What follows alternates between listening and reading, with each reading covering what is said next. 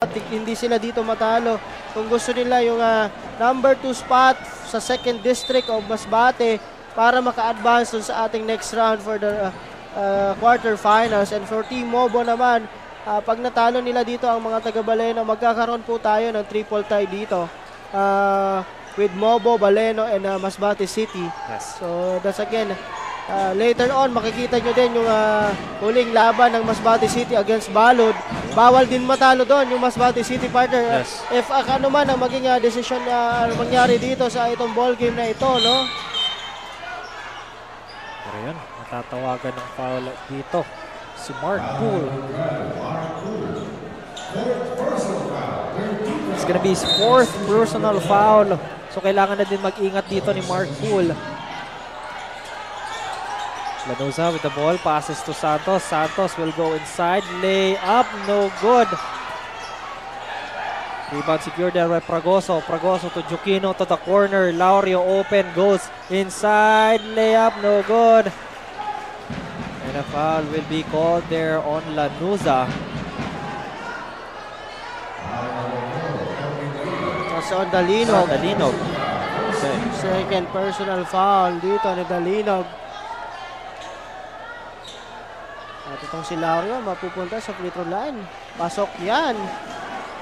That's his first make on the free throw line. This is his first trip there on the charity stripe. It is a second attempt. No good. Anticipate niya yon. Yan, nakuha ni Cabog yung bola doon. Reset dito ngayon ng mga taga-Baleno. Fragoso kicks it to the corner. Laurio goes inside, spins, layup, extra pass. Cabog, layup, that's good. Gandang play for Team Baleno. Grabing sequencing yon from Baleno, pero Lanuza with no attempt, good. Pero putback dito ni Dalinog for that second chance. Good box out to the part of Dalinog Yes. from Laurio. But again, partner, abante pa rin dito ng 13 itong mga taga Baleno. Yeah, with 5 minutes and 38 seconds remaining in our ball game. The door is closing slowly para sa mga taga-Mobo dito. Layup, no good. Joquino intercepted yung offensive rebound doon. Ni Fragoso pero nakuha ni Cabog. Into the hands of Joquino, no good. Marcos securing the rebound. Nagmamadali siya dito. Looking for a teammate to pass to. Gets to Carongoy with an open two-pointer. Ito, medyo that's the first 2 points si Carongoy dito sa 4th quarter, partner. So talagang sabi nga talagang for Team Baleno yung talagang game plan nila is to limit Mark Carongoy from scoring, partner, kasi talagang mabigat din yan pag itong si Mark Carongoy ay nagtuloy-tuloy na sa kanyang pag-score, no? So isa din maaasahan mong player for Team Mobo. But again, ito 95-84. This is just an 11-point lead with 5 minutes and 12 seconds. Still striking distance. Dito ulit sa ating hard court as we continue our 4th and final quarter. Joquino passes to Laurio. Laurio will go and drive inside and lays it up. That's good. 11 points in this ball game. Carongoy guarded here by Mark Poole. Hingi siya ng screen dito. Fires. No good. Offensive rebound ulit. Dalinog and another putback.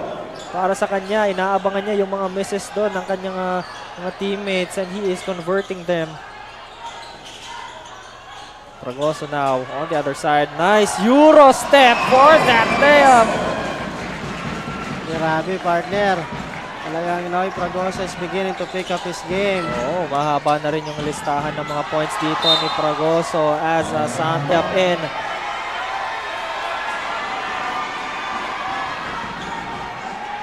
Baleno now on the offense. Joquino taking point.